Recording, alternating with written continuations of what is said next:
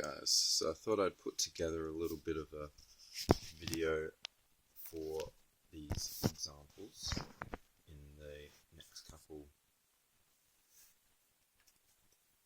lessons. So the example we are looking at is a particle moves in a straight line with displacement from O given by S of t is equal to 3t minus t squared meters at time t seconds.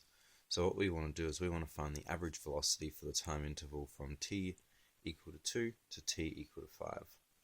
So if we want to find average velocity, we have an equation for that, and that is s of 5 minus s of 2 all over our 5 minus 2. So this looks quite a bit like our gradient from when we do linear equations in coordinate geometry. Now we have an equation for s of t, of course, so s of t was equal to 3t minus t squared. So in all of these cases, we can find out what our s of 5 and our s2 is. So if we were to put all this together, we got 3 times by 5 minus 5 squared minus, we have 3 times by 2 minus 2 squared all over 5 minus 2. If we put all that together, this gives us 15 minus 25 minus 6 minus 4. Of course, this is just 3 on the bottom now. And finally, this gives us negative 10 minus 2.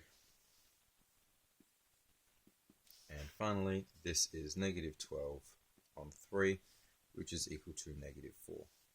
So that means that the average velocity is negative 4 meters per second. Alright, so the next thing we want to do is we want to find the instantaneous velocity at t equal to 2. So I just need to grab my eraser. Alright, now let's have a look at part B.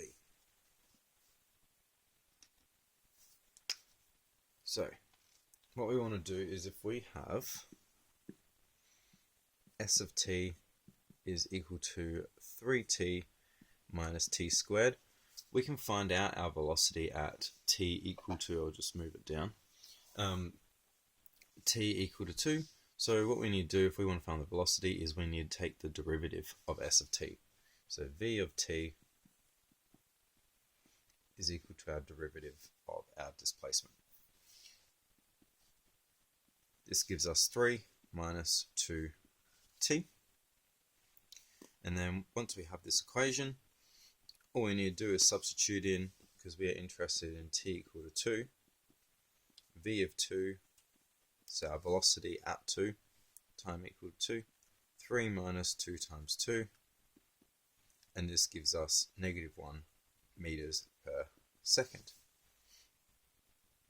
Now, the last thing that we're asked to do is to find the acceleration function a of t. Now we also know that our acceleration is the rate of change that v is changing at. So a of t is equal to the derivative of our velocity, because this is finding the rate at which our velocity is changing, which is what acceleration is. So all we have to do now is differentiate this function again, which in this case is just going to be 2. And our units for this, meters per second squared. So what this means is that our acceleration is constant. It is constantly negative 2.